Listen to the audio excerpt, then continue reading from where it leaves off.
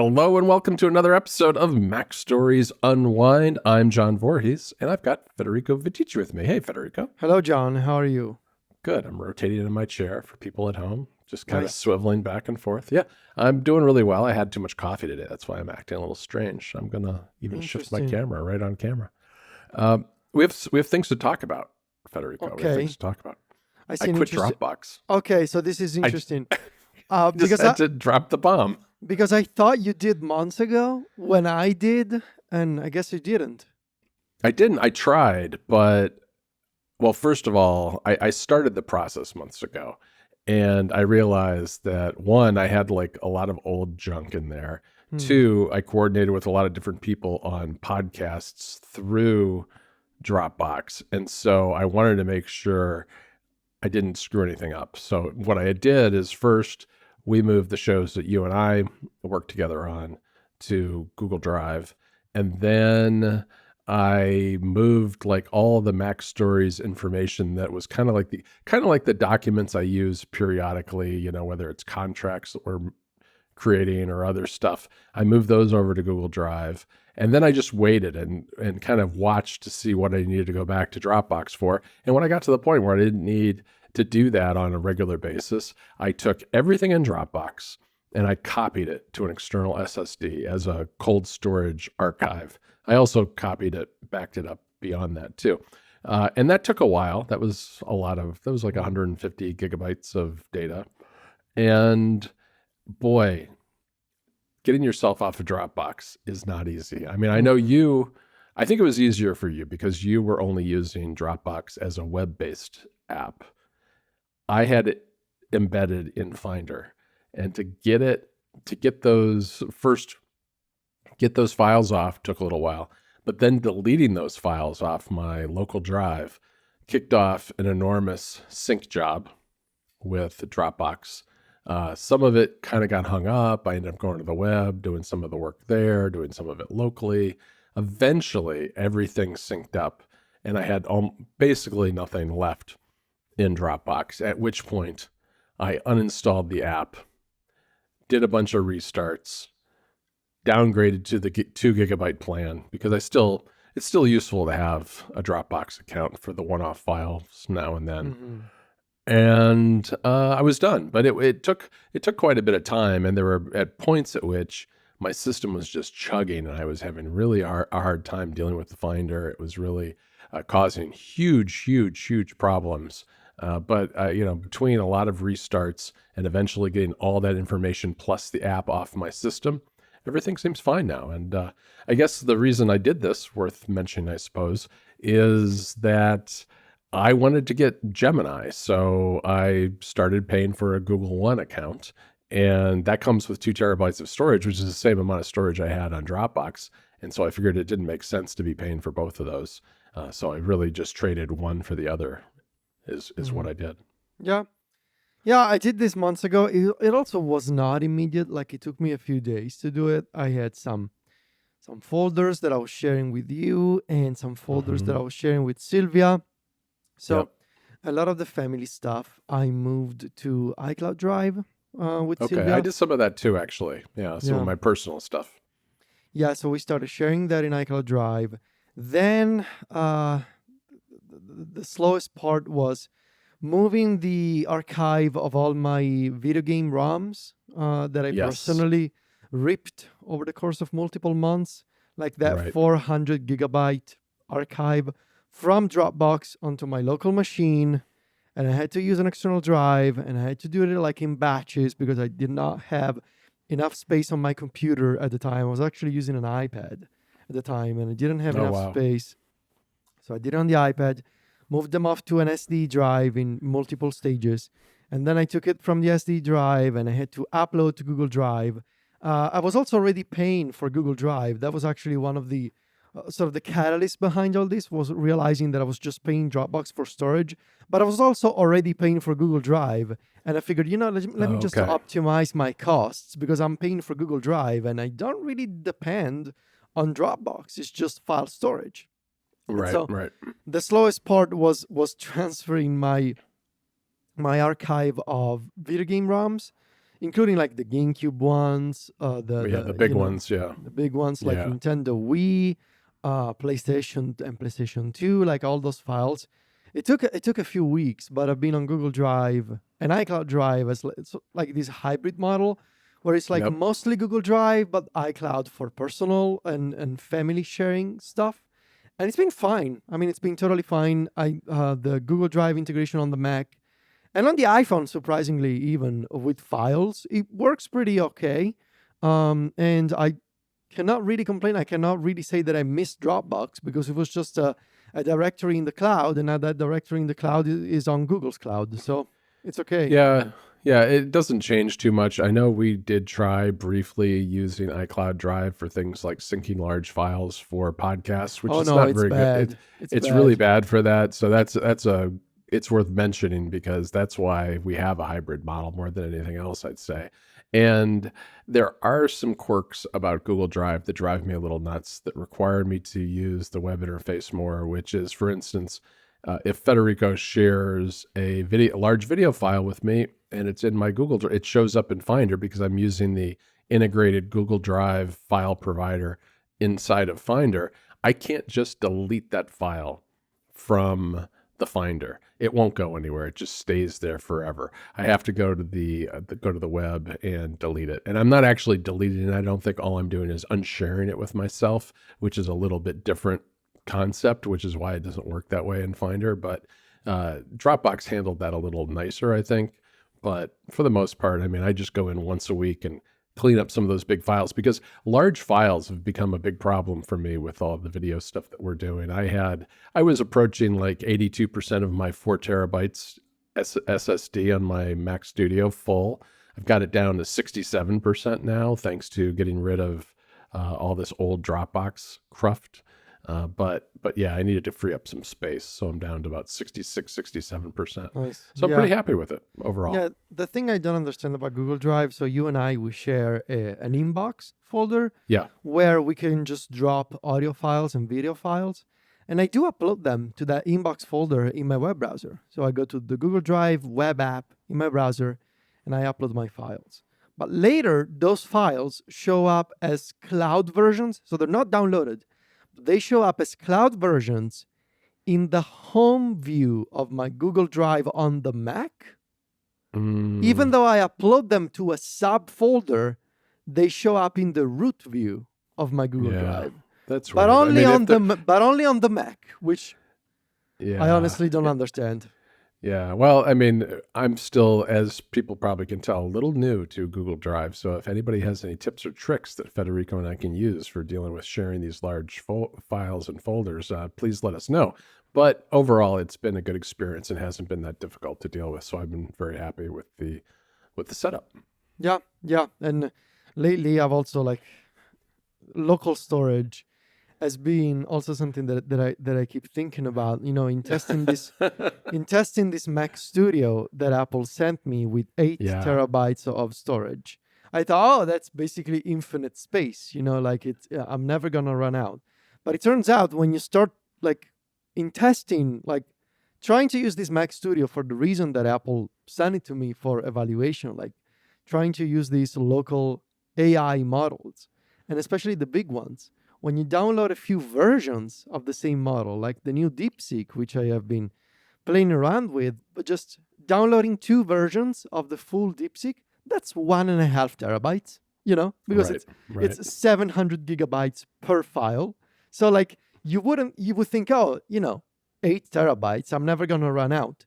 But if you do use a Mac Studio for arguably the reason that it was supposed to be used, which is testing local machine learning and AI stuff, space is never enough space, No, and that's why developers use it too. I mean, developers, with copies of Xcode and all the various simulators, all those things, because just from our work that we've done with the screenshots with the Vision Pro, having Xcode and the simulator installed is pretty chunky. I've thought about getting rid of that, but we still cover those apps, so I've left it on my Mac Studio.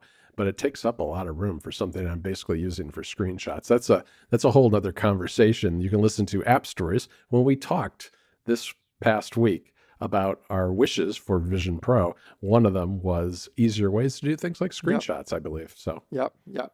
All right. I know you have a pick, John. I also have an assortment of mini picks, or rather oh, good. experiences, I guess, that I had. Um, We we are going to have a pick-a-palooza today then, because I actually have a double feature. okay.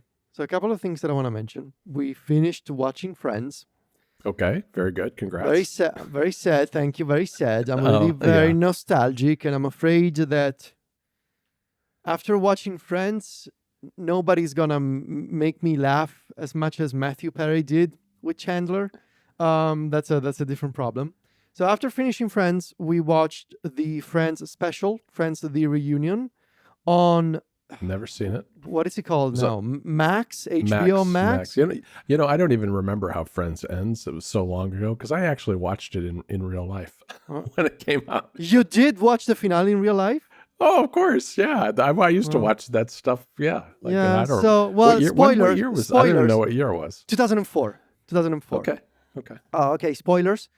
Friends ends with Monica and Chandler adopting not just one kid, but twins, which Oh is wow. the surprise reveal. The lady, the surrogate lady, didn't know she was carrying twins, and so they they end up adopting twins. I have no recollection of that Okay, whatsoever. okay, and they move out. They move out of the friend's apartment. You know, the apartment in New York where all the friends gathered. Right. Ross and Rachel end up together. Rachel was supposed to be getting a job for Gucci in Paris. She ends up going on the plane. Ross realizes he's in love with Rachel. Oh, I remember this part. He I tries remember to this go a to little the bit. he tries to chase her to the airport. He goes to the wrong airport because he goes to JFK. He was supposed to go to LaGuardia. No, to Newark. To Newark, sorry. Okay. She gets on the plane and he goes back home. He's super sad. She leaves him a voicemail saying, "Ross, I'm on the plane, but I realized I'm also in love with you." And you can hear the flight attendants saying, "Lady, you cannot get off the plane now. We're about to leave." And she's like, "No, get me off the plane. Get me off the plane." And then Ross is listening to the voicemail. The voicemail cuts off because it's over the time limit, and the camera pans out, and there's Rachel on at Ross's front door, and they kiss, and they end up together. Phoebe gets married, and nothing really happens to Joey. So Poor Joey. for Joey, and the final shot is the friends with the stroller and the twins moving out of the apartment, and the very last shot is the shot of the door of the apartment, now empty. The Friends reunion is a documentary of sorts, interview with James Corden and the cast, who got together for the second time in what was it, 17 years. They were, before the special on HBO Max, they only been together in the same room, the six of them, one time. So that was Oh, the wow. second time. That was the second time in 17 years they have been together. And I gotta say, it's very enjoyable. It's structured in a way that they recreated the set of Friends. Quite a little bit smaller, but they recreated the soundstage and everything. And so they walk into the set. They read some of the original scripts. They reenact some of the scenes, and then there's an interview on stage with James Corden, asking them a bunch of questions with some guests. Really enjoyable, especially David Schwimmer. I keep saying David Schwimmer, what an incredible actor he is. The way that he was able to recreate some of the scenes, and they had some fun with like overlapping David Schwimmer in 2021 reading the lines for a scene from 2004 and overlapping the cuts. He has the same intonation, the same voice, the same facial expressions. Incredible performance. The one heartbreaking thing is obviously Matthew Perry.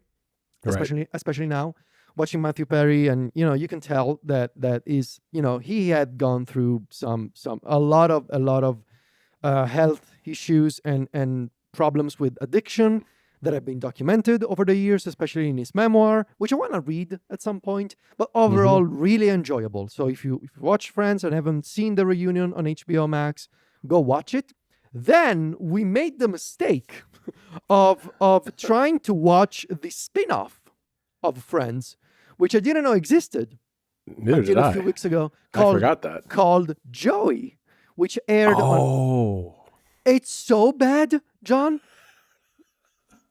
And I guess it's not a surprise. I should have figured that it was bad when I realized that you can watch it for free on on YouTube. Tubi. Oh, On YouTube. YouTube as a free playlist on the Friends channel. On YouTube. Oh, They just I put it saw out that. for free.